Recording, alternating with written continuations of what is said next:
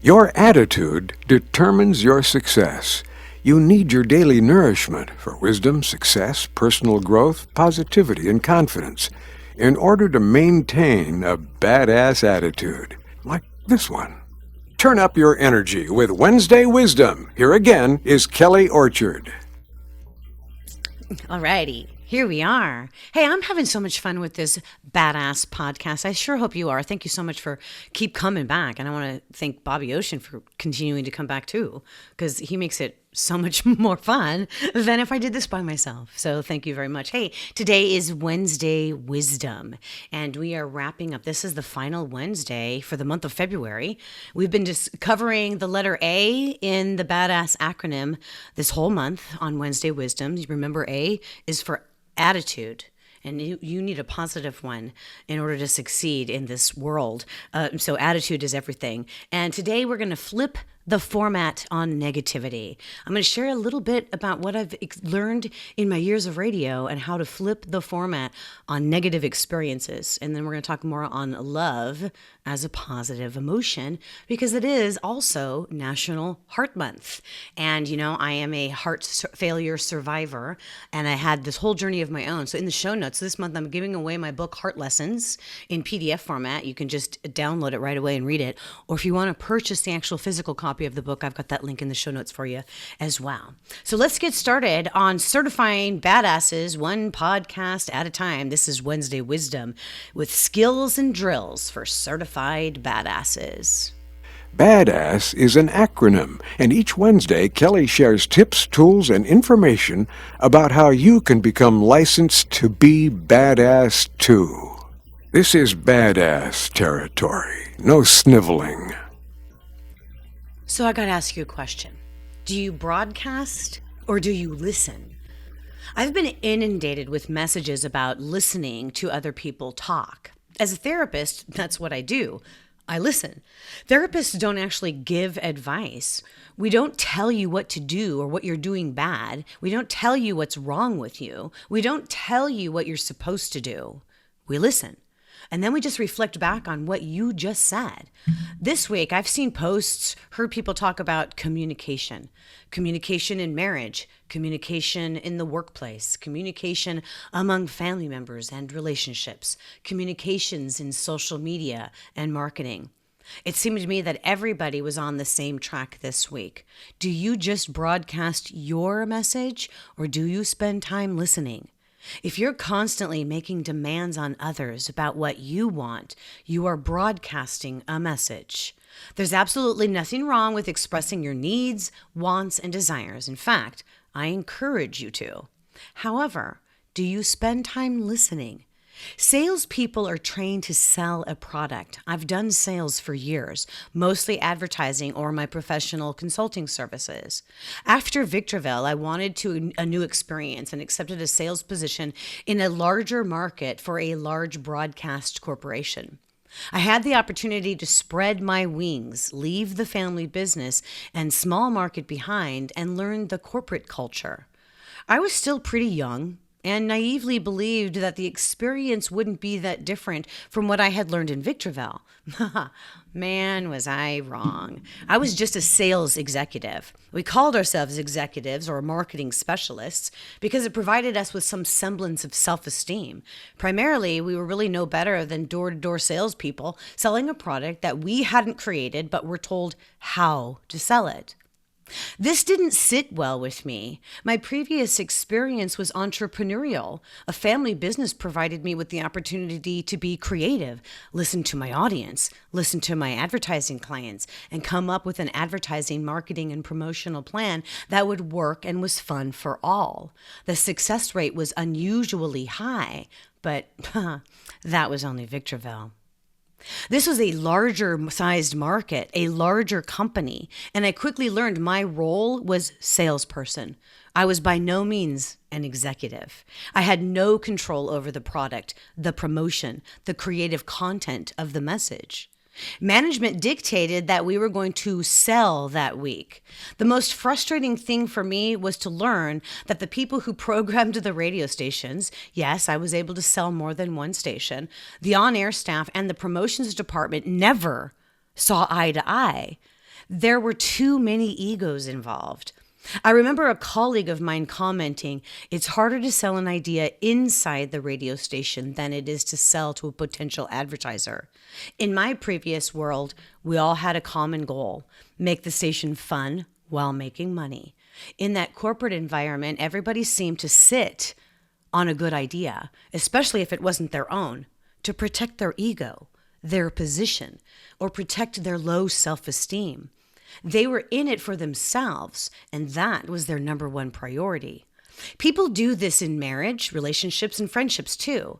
They tend to broadcast their wants, needs, demands without actually listening to anybody else.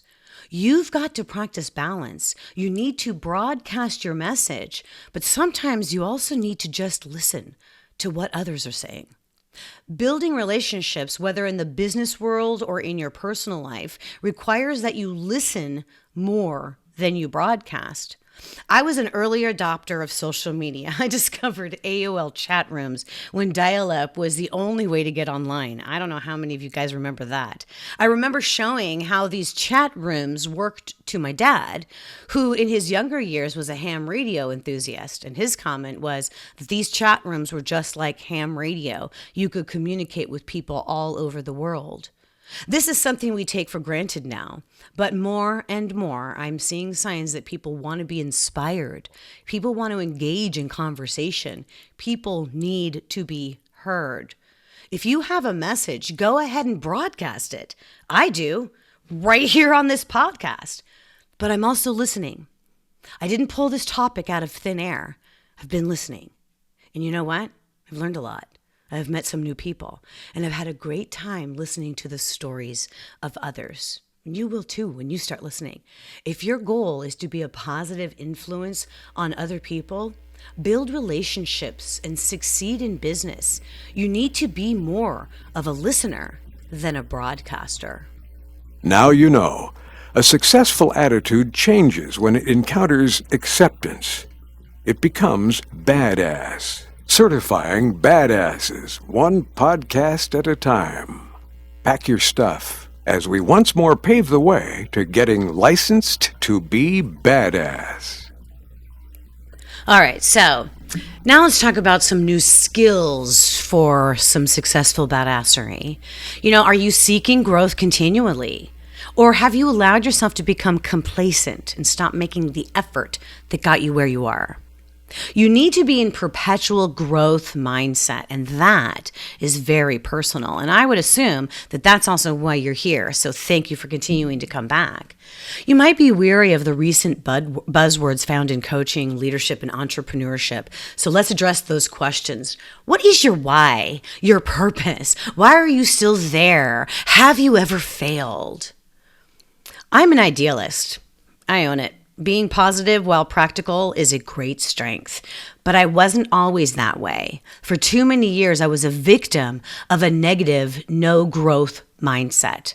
I've failed more times in business goals and personal life than I can count, and I found myself in survival mode.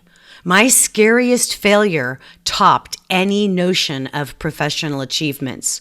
It was when my heart began to fail. Heart failure was the worst thing that happened to me because once I made the decision to shift my mindset, I began to grow. I learned that failure isn't so bad as long as I learn from it, grow from it, and teach others to do the same. Although my career path evolved and I pursued an education and practice in mental health, my roots in radio are deep. So making my way back to my roots is natural for me. FCC compliance consulting has given me the opportunity to work with hundreds of broadcast stations, radio and television, but not as an employee of the company. I'm a consultant, an advocate for the station. Visiting stations has always opened up opportunities to share stories with those who work in broadcast stations. We laugh and engage in tales of radio's rich history from the perspective of our experiences and what we've learned from them. There's a connection we feel that broadcasting has served a greater purpose in the world than just our tenure at our current station. Do you remember your roots? How strong are they? I often teach that the moments in our lives are like leaves on a tree. The leaves fall off, but the roots remain. You have roots. So how can you value your roots? I like to start with nostalgia. Of course, I talk about brain science and how all of that works with gratitude. Well, nostalgia also helps to increase the dopamine. It triggers your hypothalamus, which is what regulates all of your hormones, and it reduces stress. So when I say to go to nostalgia, it's a mood booster, and you can use music to help develop your badass attitude. That's where we're going with that. So when you allow yourself to reminisce about your own stories, they can be bittersweet, you bet, but mostly happy and comforting. You can try to open your next business or team meeting by sharing a story with a teachable moment. Promote some laughter and enjoyment. Whether your meetings are in person or on Zoom or by the phone, whatever it is now, a brief story will improve the mood that begins the meeting, and it'll reduce any tension or stress. Participants will experience positive emotions. Imagine that. So how can you fire up some fond memories? Okay, here's just a couple of ideas. You can bring out some old photos and news clippings. All right, those are always fun. There's a lot of that going on social media. You can listen to old music, or maybe your playlists. That's always the best thing. That's what I love to do. That's one of my favorites. As I go back to the music of my youth, and I had a lot of experience with music. I was influenced by so many different genres because I was the youngest in my family, and I had 3 older brothers, and my dad was in radio, and so I tell this story pretty extensively in my B.A.D.A.S.S certification class, but bringing up old music that's my go-to. Other ways that you can fire up nostalgia is you visit a nostalgic group on social media. That'll fire up some fond memories. I know that there's plenty that you can find. Or you can call an old colleague and reminisce about good times. I've recently done that, even with just Bobby Ocean right here, just reminiscing about some old times and listening to some old air checks and work that he had done for my family previously. And now I've recruited him to help me to basically be my unwitting sidekick in this successful badassery podcast, which has made it even more badass as far as I'm concerned. But you see where I'm going. I reached out to a colleague and we reminisced, and what that did was help us both be more creative and have more fun.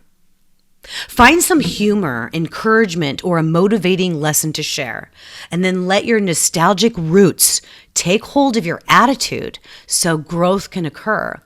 It's important to consider your fond memories from the position you are in today. Is there a lesson, a motivational message, an experience of creative innovation and teamwork?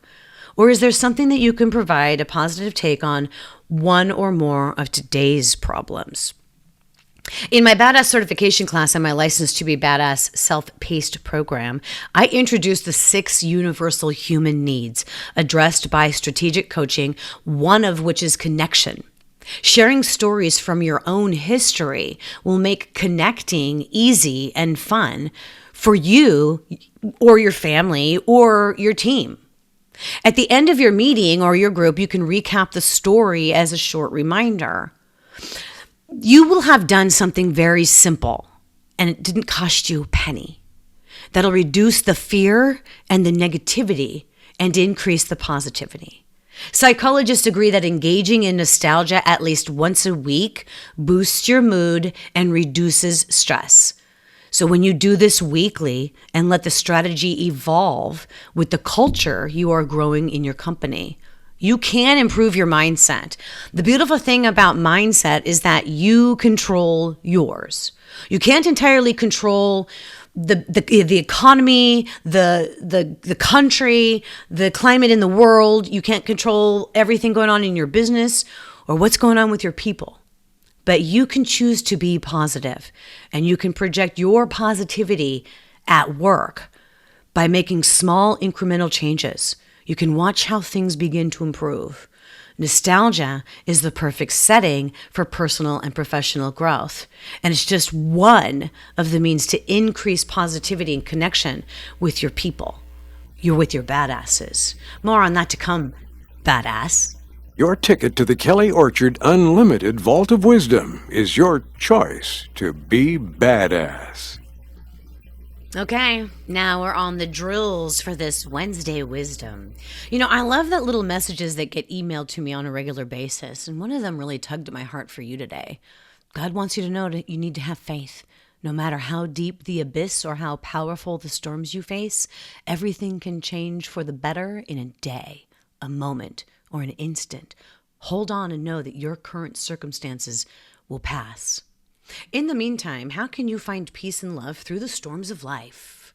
Here we go. You can create a home and work environment filled with comfort, beauty, and serenity. That's what works for me when I keep my home tidy, when I light a candle in my office that gives off a pleasant aroma, or when I smell fresh brewed coffee or cookies warm from the oven. Yes, when you work from home, you can bake and then or smell fresh laundry. That's kind of cool. You too can create an environment for yourself and your family at work or at home that promotes love and comfort, even in the midst of stress and storms. How you love yourself and others will have a significant impact on your ability to hold on until the storm passes. Finding your source of joy is one of the best ways to love yourself. When you look for something that makes your body and mind feel so wonderful that you start to crave it, that's a feeling that no person can replace.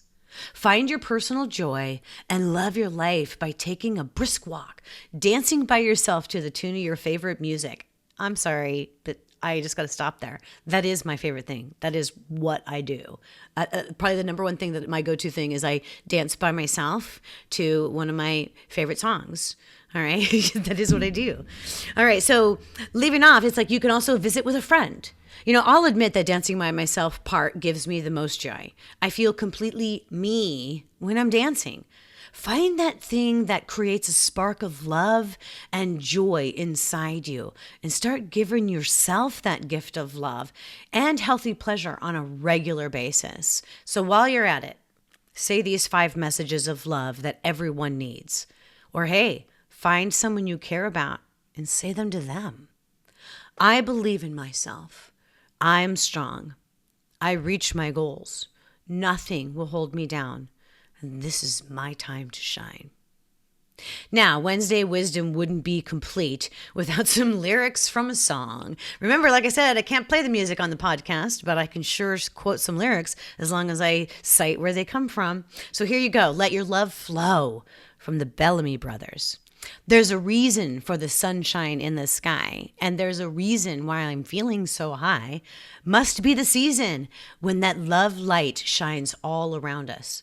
So let that feeling grab you deep inside and send you reeling where your love can't hide. And then go stealing through the moonlit nights with your lover. Well, remember, the lover is you at this point, okay? And just let your love flow like a mountain stream. Let your love grow with the smallest of dreams. And let your love show. And you'll know what I mean. It's the season. So remember, when we're talking about love as a positive emotion in this particular context, if we take it out of the context of it being a love song for another human being, let the love that you have just flow out of you. It's your time. It's all good. All right, so as we close on this Wednesday Wisdom, this is what you learned on today's podcast. The month of February, this is the last Wednesday for the month of February, and the Wednesday Wisdom has been covering the letter A in B.A.D.A.S.S. Remember, attitude is everything, and you need a positive one in order to be successfully badass. So we were flipping the format on negativity. I also shared a little about what I experienced in my radio days and how to flip the format on those negative experiences, and then more on love as a positive emotion. Hey, remember that this is National Heart Month, and for the entire month of February, I've been giving away my book, Heart Lessons, free. You can also purchase a physical copy of your own. Links for both are in the show notes. Thanks for joining me. I'm Kelly Orchard, the Badass Certifier. Friday again, we turn up the energy. Tune in and tune up, along with how you can live a badass attitude. Thanks for listening and getting one step closer to being licensed to be badass. Be sure to subscribe to continue on the bus to Badassville. Snag your Badass Habits ebook at licensedtobebadass.com. You can stay in the slow lane and get just enough tools for successful badassery, one podcast at a time. Or you can join the Badass Ambassador crew in the fast lane by checking your baggage with my Licensed to be Badass integrated program with videos, worksheets, and group coaching for motivation, mindset, and a fresh approach to living a fruitfully badass life.